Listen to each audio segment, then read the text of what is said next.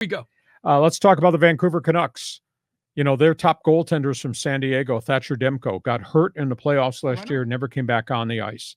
Thatcher Demco has evidently got more complications post-knee surgery, is not going to be ready for training camp. He, of course, is from Scripps Ranch here in San Diego. Cool. Not for him. He can't play. So he's not going to be ready for the start of the season.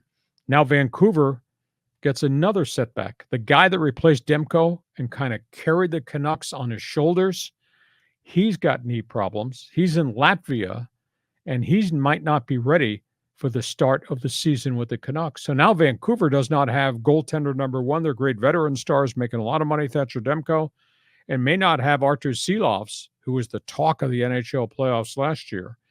So Vancouver's in scramble mode to go get another player. Hockey, Toronto. This story has just drifted all summer long.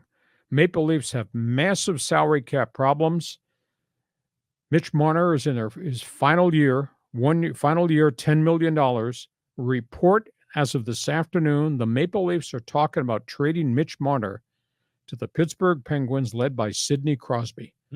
And they'd probably take on big draft picks, lots of picks, give up $10 million cap space, and Marner would go to be on the first line with the Pittsburgh Penguins. That's a fascinating story. And the third story, this really bothers me. Chase DeLeo, the captain of the San Diego Gulls, has not been offered a contract by the Ducks. He's evidently going to Russia. He's going to sign in the KHL. And this guy never got much of a chance to play in the NHL, but this guy's been a vested veteran, 125 career goals in the American League, and he's the leader of the San Diego Gulls.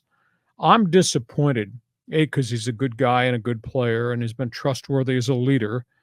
I'm disappointed because the Ducks have not brought back any of the 5 top veteran players to the AHL team, and they've not had a lot of success here in the last 2 to 3 years with Gulls hockey. And now you're letting your captain go, and he's going to Russia to play. That's really disappointing. And I just asked the question, what is the blueprint? I understand the rebuild that's going on in Anaheim with Pat Verbeek, and I know it's painful and it takes time, and they've got a lot of young players, and they're force-feeding them all. But this franchise has taken a terrible hit because none of the high draft picks that we thought were going to get here came here. They wound up going to Anaheim, and they wound up losing and continue to lose, and they've not signed anybody. I mean, the Ducks are sitting here like $21 million beneath the salary cap. They got $21 million in free agent money, and they haven't brought anybody in, and they haven't brought any veterans in to help the San Diego Gulls. I'd hate to see this be a third straight really substandard season here in San Diego, but here's the example that Chase DeLeo is going to leave to go to Russia because the Ducks haven't offered one of the vested veteran players a contract to stay. So I don't understand anything, but you want to talk Vancouver, or you want to talk about the Maple Leafs and Mitch Marner going to Pittsburgh? Feel free. Well, the Ducks thing, as I remember, you were talking a lot about how they had those veterans with the Gulls, so we're like a AAA team, and they can bring them up, and they never did. And I think, we were hoping the Gulls would be a decent team in the AHL, and the Ducks would have a bright future. So you're right. I don't understand the blueprint. But that guy going to play in Russia, I mean, that's not a good choice these days. I mean, Brittney Griner got stuck in Russia. You don't know how that's going to unfold. I mean, that's like a desperate career move. I worry about that guy. Well, except that there's a lot of NHL veteran players and even AHL veterans that have taken contracts to go play in the KHL. Really? It's very strange. I concur with you wholeheartedly based on what's happened, Russia, Ukraine, the war, Putin, and all that, and the whole Brittney Griner mistake. But there's a bunch of guys that have played in the NHL that might be veterans at the end of their career, or AHL veterans who've taken the paydays and have gone to play. And I asked that question of somebody else in hockey, and they said, no, those guys are treated like royalty over there. Really? As long as they stay out of the political venue. Yeah, and then make sure you don't have any like recreational marijuana on you. Yeah, exactly. Which is, I think, what took Griner down.